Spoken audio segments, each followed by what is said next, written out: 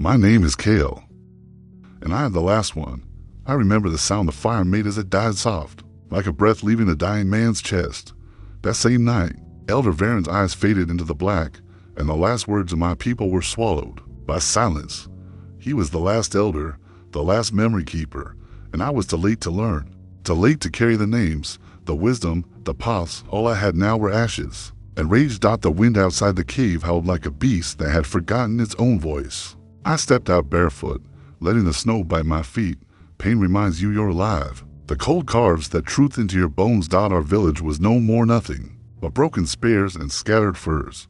The scent of burned hides still hung in the air, mixed with the metallic memory of blood that came before dawn. They didn't speak, they didn't trade, they didn't look like men. We called them ash-eaters, covered in bone armor, eyes hidden behind masks carved from skulls. They struck without mercy, women, children, even the old, bear-tied outside Varen's hut, slaughtered, and I, Kale, the one they said was born under the red moon. I had been away, hunting a cave beast 3 valleys north. When I returned, all that remained was smoke, and a promise etched in my marrow. At dawn, I would begin the last hunt, not for food, not for shelter, but for something deeper, older, blood. I gathered what I had, my obsidian knife, the bow with 3 arrows left, and the old claw necklace my mother gave me. I touched it now, feeling the worn edges. My mother died with a scream they say echoed down the mountains for hours. My father, I found only his teeth and the handle of his war club. They took everything else. I knelt beside Varen's body one last time. I closed his eyes, though they were already frozen. I whispered in the language of the flame, the prayer of departure, but it felt hollow, empty, like I was reciting words carved for others, not for me. There would be no proper burial, no pyre. The snow had claimed that right. The darkness stretched over the mountains, but I didn't sleep. I stared into the cold horizon, waiting for the first streak of light. That's when the dream came, not a vision of memory. I stood in the center of the great circle.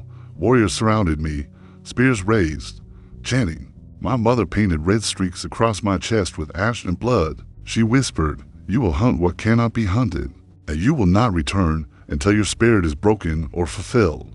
When I woke, the world was tinted blue. Dawn, the time had come. I tightened the grip on my blade.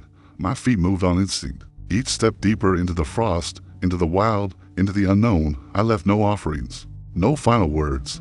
The wind would carry my name. If I failed, none would speak it again. This was not a journey of glory.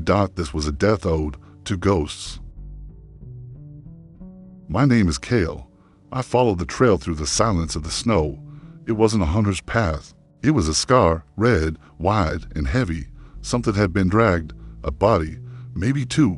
The blood had already begun to freeze, but the scent was still fresh. I moved like an animal, low, eyes locked to the ground, each step measuring the distance between vengeance and death. There were 6 of them, ash-eaters. Their boots were iron-wrapped, their steps too heavy to hide. One of them limped. That was all I needed. The trees around me held no birds, no voices. Even the wind moved carefully. It knew what had happened here. It knew not to disturb the dead. I kept walking. No food, no rest. Only the sound of breath, mine, and the snow cracking beneath me like old bone. At dusk, I found the camp.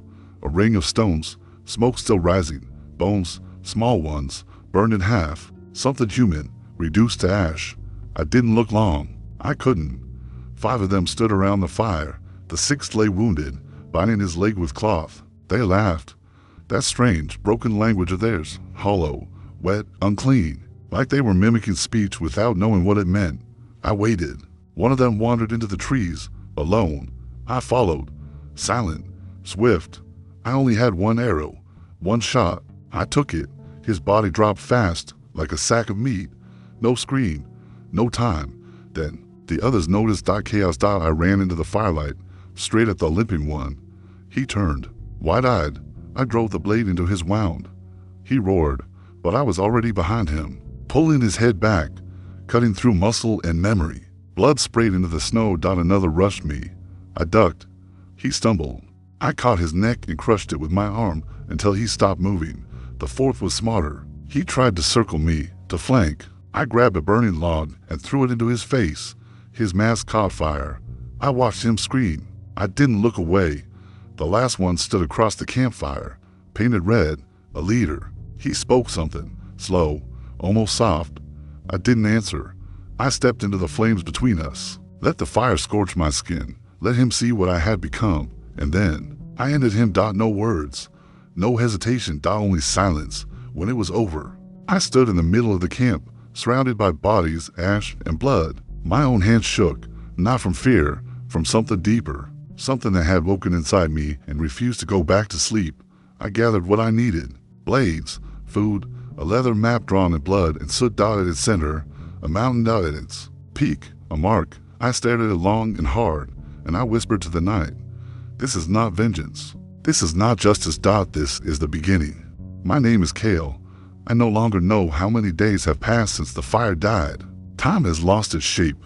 What I do know is that something inside me has changed. At first it was hunger, then it was silence.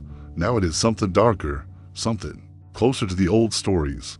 I walk not like a man, but like a shadow with teeth. My footsteps make no sound. My eyes see in the dark. My hands tremble not from weakness, but from a growing hunger I do not understand. I killed them, the ones at the camp.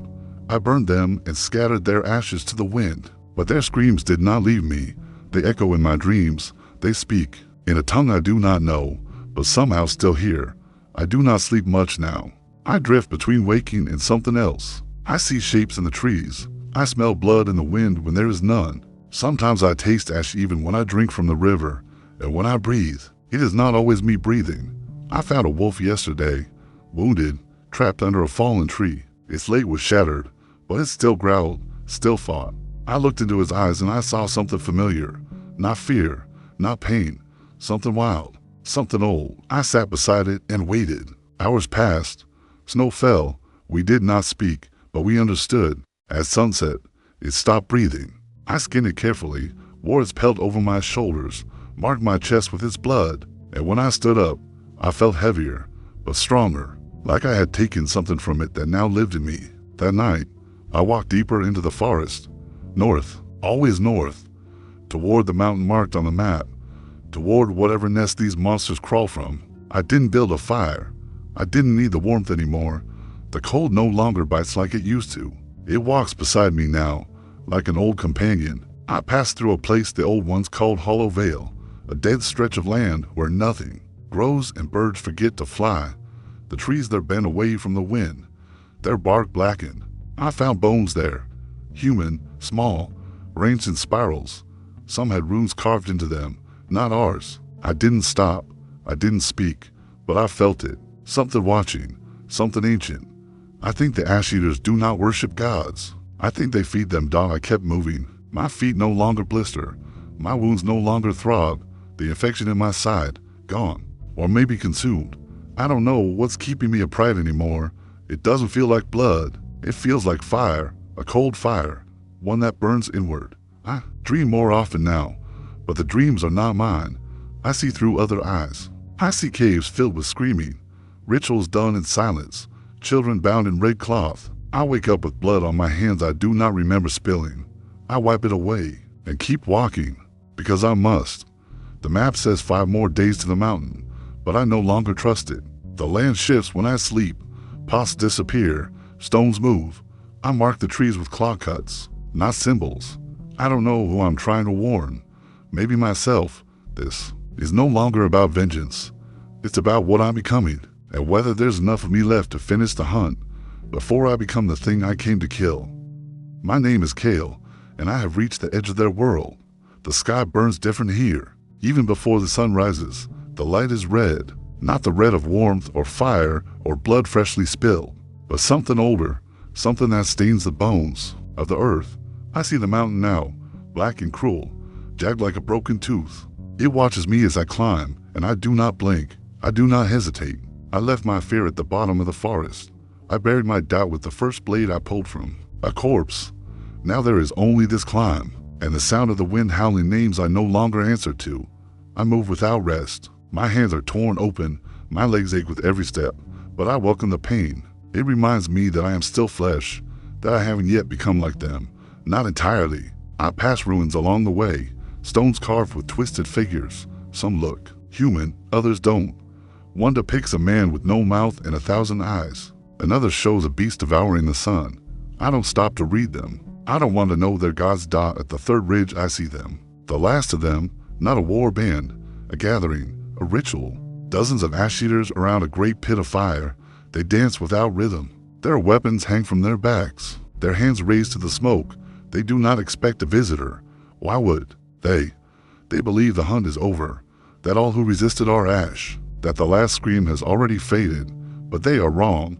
The last scream still lives, and it is walking toward them. I wait until the sun touches the edge of the mountain. That moment before it breaks the sky, that's when I move. I descend like a shadow split from the stone. I don't run. I walk. They don't see me at first, not until I'm close enough to feel the heat of their fire. One turns. His mouth opens. No sound. I bury my blade in his neck before he learns to scream. Then the storm begins. They come at me in waves, screaming, foaming, eyes glowing with madness. But I don't stop. I don't slow. Every strike they land feeds the flame in me. Every wound I take becomes fuel. I rip through them. I don't count how many fall. I don't care. They fall, and still I stand. Blood fills my mouth. My arms are soaked. My legs slick with gore. But I don't stop. I will not stop. The leader comes. Last, a giant wrapped in skin and iron, face hidden by a mask shaped like a god. He roars and charges. I meet him head on. We crash like thunder. His blade tears through my side. Mine shatters on his chest. I fall. He lifts his axe, but I don't crawl. I don't beg. I grab a burning bone from the pit and drive it through his eye. The fire bursts in his skull. He dies without a word. The others watch, and for the first time, they run. Cowards, scattered like dry leaves. I try to follow. My legs betray me.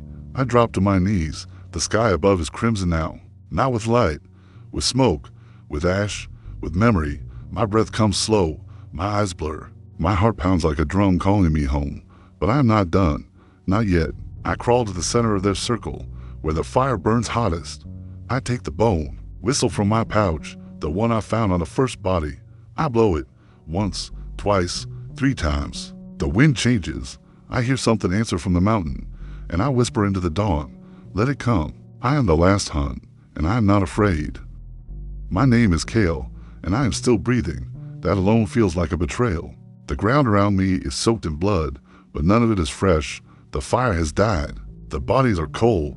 The wind carries no chants, no screams, no laughter, only silence. The kind that wraps itself around your soul and waits. I stand at the edge of the pit where the last one fell. My hand trembles not from fear, not from pain, but from everything that is gone. My village, my people, the sound of my mother's voice, the way the elders used to sing when the hunt returned. All of it gone, swallowed by ash and time. I don't know how long I stayed there. The mountain didn't speak. The sky didn't change. I buried what I could, though the earth was hard and frozen for the others. I burned what remained. Smoke curled into the air like a final prayer, but no gods came. No answers, no warmth, just the crackle of bone and the weight of what I had become. I found a cave high on the ridge. Inside, there were markings carved into the walls, old ones, older than the ash-eaters, maybe older than even we were.